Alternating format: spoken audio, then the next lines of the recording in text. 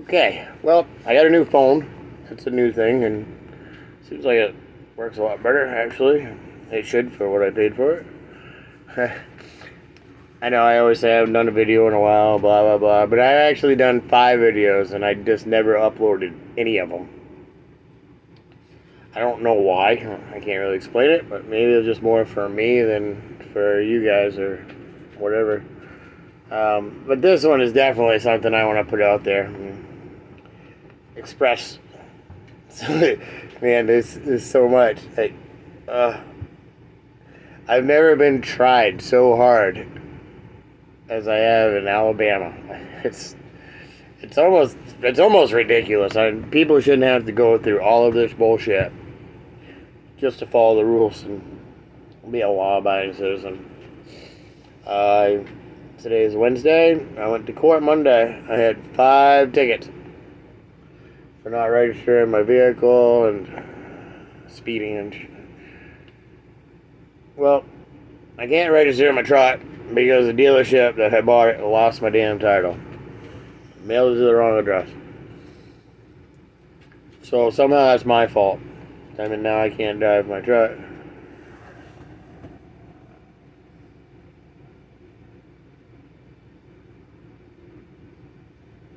Comfortable. So I stacked them all up, and I made the dealership write me a letter, saying that, they were at fault. They lost my title. They mailed it to the wrong address, and now it's lost. And they had to reapply for a new one, and I brought the bill of sale of my truck. It's all bought and paid for. No title. Can't register the fucking thing. Well, down here is a motherfucker with paperwork. Not very good at paperwork, let me tell you. Shit. So anyway, I got out of all of it. I brought the lawyer, and I did brought my lawyer to their fucking lawyer, and everything got thrown out. I only had to sit there for 4.5 hours for absolutely nothing. Free and clear, dismissed.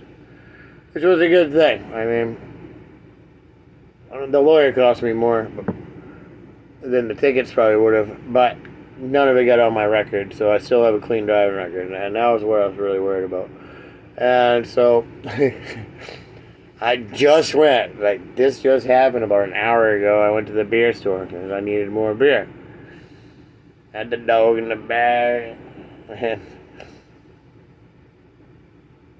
I took my new car. I went and bought another vehicle, so I didn't have to drive my truck and get in this predicament again. So I bought another vehicle.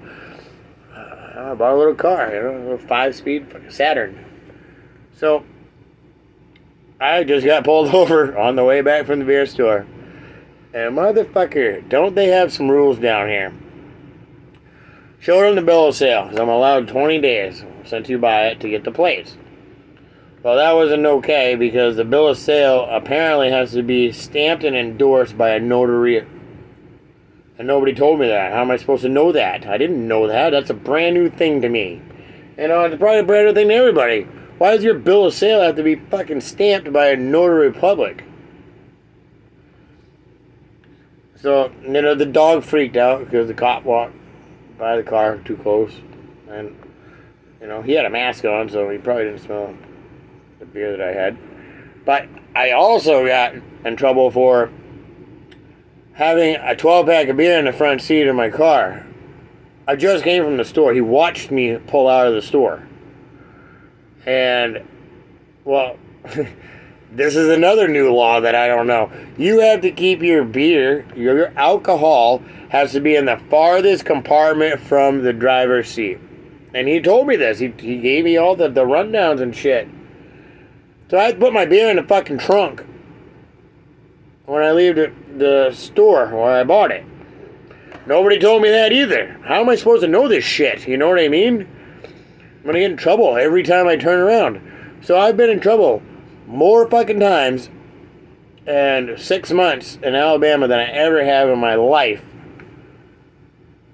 At all. I mean, you can add them all up. I've been in more trouble down here 6 months. So I'm thinking Alabama's a little too fucking technical for me. I'm gonna ride it out. I'm gonna make some fucking money, and I'm gonna leave. I think it's time for me to get. I'm out of here. I'm gonna put about 10 grand away and just go wherever I feel like it, because I've had it with Alabama. So that literally just happened. But it really was about an hour and a half ago. And I went to buy beer so I could do this video, and I can't wrap my head around. Oh well, the end of that story is I don't even know why he pulled me over. So I didn't ask either when he pulled up. I learned not to ask a cop, "What'd you pull me over for?" That's like the worst thing you can do down here. You know what I mean? Let them decide what they pulled you over for when they want to decide it. And then you're ultimately doing better. And so he never wrote me a ticket for anything. I didn't have my proof of insurance because it's on my phone. Apparently nowadays you gotta fucking have it on your phone, and my phone's at the house charging so I can do this video. So I didn't have my phone to show my insurance. That was one ticket I could have had. I didn't have the proper seal on my bill of sale. That was 2 tickets that I could have had. I had my beer in the front fucking seat, right? That was 3 tickets I could have had. And I didn't have my dog on a restraint in the back seat. So 4 tickets. Which I had no idea. Well, come to find out, the beer has to be in the trunk, away from the driver up front, because I live in a dry county. Which I never really knew, because I can go 2 miles down the fucking road and buy beer at the store. So, I mean, nobody sent me a fucking email on that one. I don't know I live in a dry county. How am I supposed to know that? I guess I gotta goggle everything in the world to figure out where I'm doing right or wrong, because I'm still gonna do wrong. And I never even figured out why I got pulled over. I think he just recognized my face from me driving my truck and getting pulled over. Because I got pulled over 9 times in my pickup. And I got a nice truck. It's a 2017 white F-150. It's clean. You know, it's got my name and all over it. It's labeled for my, you know, like. And now I thought I was incognito driving this fucking little sporty Saturn. You know, it's gold, and, you know, nobody even pays attention to me. Well, he did. Man. Anyway, so that's what just happened, and I think I'm coming to the fucking point where I gotta figure out what I want and what I feel is best for my best interest, because lately nothing has really been working out for me. I don't know. I haven't really been working that much. I'm sick and tired of it. It's probably not a very helpful thing, but you know what? I got enough money where I don't really have to. I just should keep myself busy. That way I don't, you know, sit there and reminisce on fucking memories. And I finally caught the mouse in my house. It's like a Dr. Seuss fucking story. This motherfucker is an elusive. I mean, he's like big time. Fast. Can't catch him, can't get him. Won't eat the bait, you know what I mean? This motherfucker's smart. I don't know how long he's been living with me, but he hadn't paid any rent, and it was time to get evicted. So I went to the store, and I've never done this. I bought these fucking bait, these glue traps. But it's not just a glue trap. This thing has this much glue on it. I mean, a lot. I paid good money for these, so. Well, where I saw him last time, you know, I know where he's running around. He's chewing at my walls. I mean, he's chewing everywhere. He's chewing holes through everything I have. So I finally got sick and tired of this shit. I sprayed fucking poison in there, and that didn't affect him at all. He must be like supersonic. Fucking mouse. So, and then the dog's freaking out all night. So I think somebody's outside fucking with my vehicles. But really, it's a mouse inside. So this thing had to go. So I blocked off one entranceway around, you know, the wall, and I put a fucking stick pad. I put 4 of them out, and I fucking got him. I got it this morning. I went and I checked my pads, right? And there he was. He was still fucking squirming, trying to get out. He was like half stuck on there. Oh man, I was so excited. The dog was freaking the fuck out. She was just excited as I was, because she couldn't do it, and I couldn't do it either. So I got it, and I fucking let it. I looked at him. I let him squirm for a little while. I gave him a really good lecture.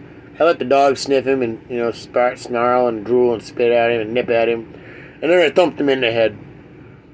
Threw him outside. So, that is a problem solved. Now let's see how many more, because there's never just one fucking mouse, I'll tell you right now. If that's the only one, then, Jesus, that'd be great. I went to, speaking of my dog, I went to, what is this, in June? I went down here, I'm from Maine, so down here, this is crazy. I went to a vegetable farm, a vegetable and fruit farm. You pick your own shit. You just walk around and pick your own shit. And it's, it's super early from what I'm used to, my entire life. You don't pick fucking fresh vegetables and fruit. But here, you can, and I went down and I found this by accident because I was looking for a beer store. And I found a beer store and a fucking fruit field and vegetable field. I was like, man, I only got $100 bills on me. I was like, I'm sure if fucking they don't have change for $100, so I got to buy a lot of stuff, make it worth it. Well, I bought a lot of stuff. I picked my own oranges off the tree. I got fucking, I actually don't even know. I got tomatoes and, celery, and I got asparagus, sweet potatoes, onions, broccoli. The list goes on. So I thought I spent a lot of money, and I went up to the register, and I had like 6 bags, like Walmart bags, and I'm carrying all my stuff up, and I was like, well, I only have 100. She goes, oh, that's fine. We always have change for hundreds. I was like, fuck me. I just bought all this fucking shit I'll eat it, but I didn't really want to, I didn't really want to spend that much. And then it was only $30. I was like, fuck, I live in a camper. $30 in vegetables about filled my fridge. I can barely put milk, tea, and beer after that. So I must be going through a manic phase, because after that, I said, oh, fuck. I said, I want one of them watermelons. Now, I don't even have room for a watermelon, right, in my refrigerator. There ain't no fucking way I'm going to have to eat this son of a bitch all in one whack. So I got a small one. And I say small, it's like bigger than a basketball, but smaller than a pregnant woman. You get it, right? So I bring it home, and I stick it by the door on the floor. I was like, well, this motherfucker sat in the field. I guess he can just hang out here for a while until I figure out what to do with it. Well, my dog, Cara, she thinks it's a fucking toy. Because she always plays with a soccer ball outside. So she tried to bite it and pick it up, and she chewed the fucking, the stem off it. She thinks that's her ball to play with. But she can't figure out how to play with it. So it's really, really funny to watch. Stupid dog. Keep telling her it's my ball, not yours. It's fucking hilarious. So after I've been to court and I've gotten pulled over, I lost count of how many times, and I'm not really even doing anything wrong. I mean, I have a clean driving record, no OUIs, no speeding tickets in 25 years, no accidents. So I don't understand why I'm in so much fucking trouble down here. And my vehicles are always nice. I mean, I take care of my shit. But I feel like I'm stuck. I don't, man.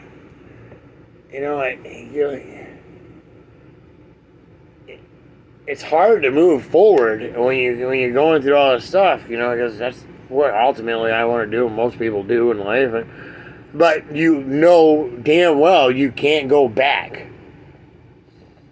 So where does that really leave you? Keep trying to go forward. That's why my plan is to get a little money saved up again. I had money saved up. I had to buy a fucking car because I can't drive my fucking truck, which I saved up till I can fucking buy the truck. So I just feel like it's a revolving fucking door of nowhere, So I think I'm gonna get the fuck out of here. I don't even know where I'm going, but something's gonna happen for me. I can't just keep spinning around in circles, And I'm definitely not going back from where I came from. Absolutely not. I know when I when I left Maine, I knew that this was going to be a journey. I knew this wasn't going to be easy. I know nothing is impossible, but I knew that it wasn't going to be easy. What I didn't know was I was never going back. That wasn't even that much of a thought in my mind because I wasn't ready to close that door. Well, now I'm at the I am never going back. I mean, it's never really done me any good. I've lived a life of complete ignorance and bliss of what's important in life. When I was in Maine, I was sidetracked by living in the moment, not living for the future.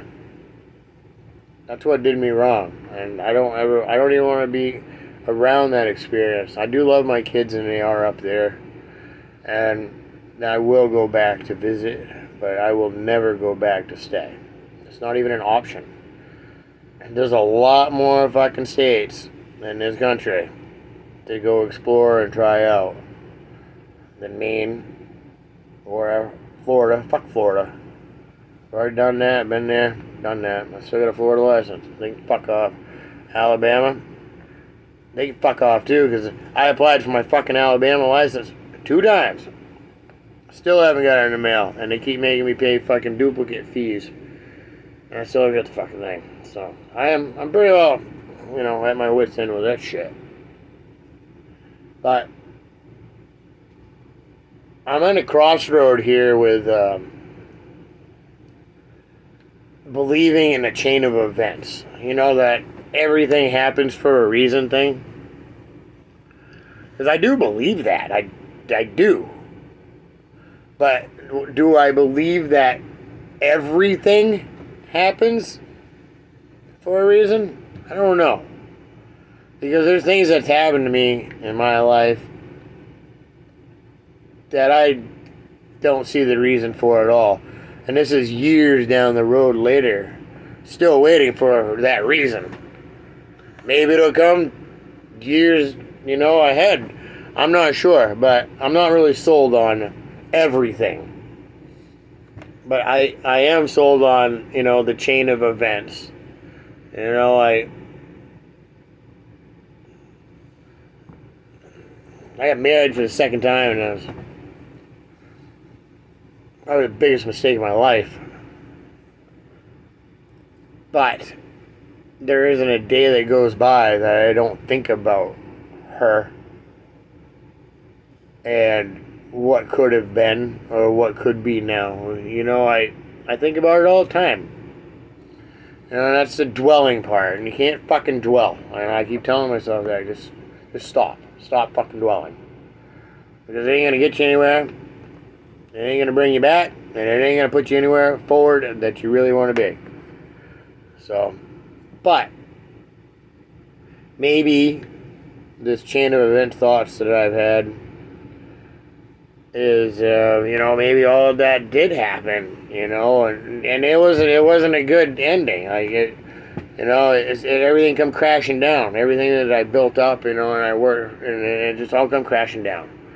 So maybe that chain of events, which ultimately was my decision to get the fuck out and just go away and try something new. Maybe that was, part of the plan, or because there's always a plan. The problem is I'm going to speak for myself. I'm so eager, I'm so gung-ho to know the plan. I want to know the next step. What's going to happen? What's the plan for me? It doesn't work that way. It absolutely does not work that way, because you're not really in charge of you or the plan.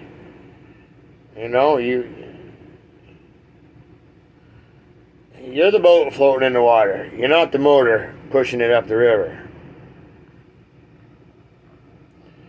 You're also the person that can throw a rock through the boat and make a hole and sink the damn thing. That is what you do have control of. Because I have so many times just ruined everything I've worked hard for. And I just sabotage everything all the time. And I don't know why, because that shouldn't be part of the plan. You know what I mean? You know, you got to learn lessons and stuff, and that's part of the plan. But being allowed to sabotage and ruin everything you've worked and tried so hard to keep and do and maintain and fix and move on with and grow from has been sabotaged. Now, why would that be part of the plan? That seems kind of detrimental to me. But maybe it is, and that's where I'm saying I don't know.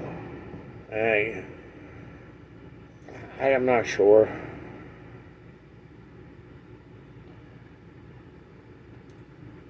Sometimes I feel like, I don't know, maybe somebody out there feels like this. I feel like I got this flood of emotions. I feel like I'm just ready to explode with sadness. And when I was in Maine, I always surrounded myself with people. I didn't want to be alone. I was, if I was alone, I'd just go over to my buddy's house, we'd drink beer, and we'd go ride around, and we'd go to the bar, and we'd go shoot some guns, and we'd go take my boat out, take the wheelers out. We'd always go and be doing something. Well, I don't have anybody now. And this isn't oh poor me. This is let me tell you something about myself that I don't have anybody else to tell because I don't have anybody. That's a good one. But now I have to face my own thoughts, my own fears, my own worries. I have nobody to distract me from them. I have no distractions. I go to work, that's fine. That's just work.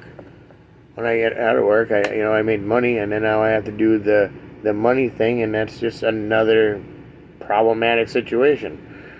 But internally, I have to deal with me. I don't know how many people that can actually say for 2 years,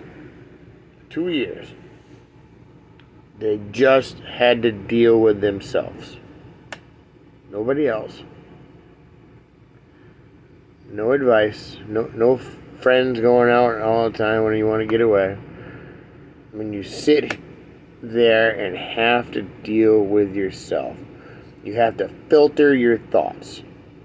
You have to try to understand why you feel this way.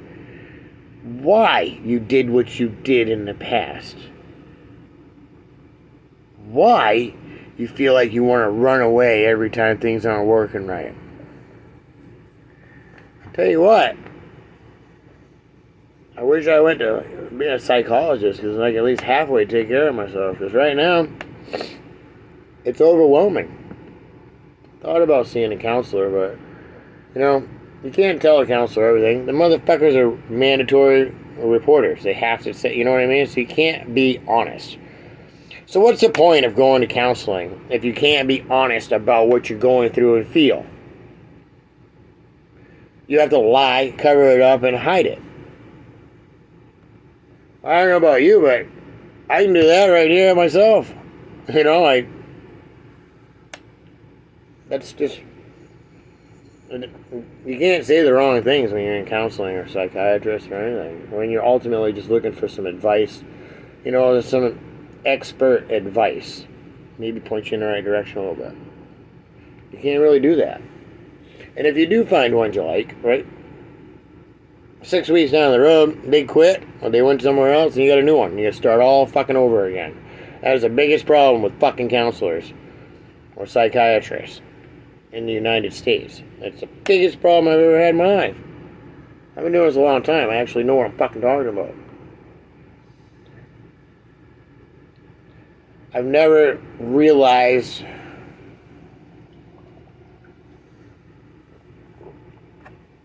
we need some of this. I never realized how much 3 words can impact the way you look at life. If you have, oh my God, if you have somebody say, I love you, and truly mean it, those words right there can bring you up from the first notch of fucking sorrowness to the 9th. That fast. Feeling somebody else's love. Hearing somebody say they love you. And then they keep in touch, and you're genuinely loved. That's probably one of the most important things that I've realized since I've been alone is those words which are genuine can make the difference between night and day. Someone telling you they love you and giving you like the long hug where they squeeze you tight, that will bring you along. That will help you more than you even realize. Because if most people get that shit all the time, so they take it for granted. They don't understand the depth of what is just happening until you go without it. Now, when you have no one around, no one to love you, no one to say those words and hug you and hold you, you're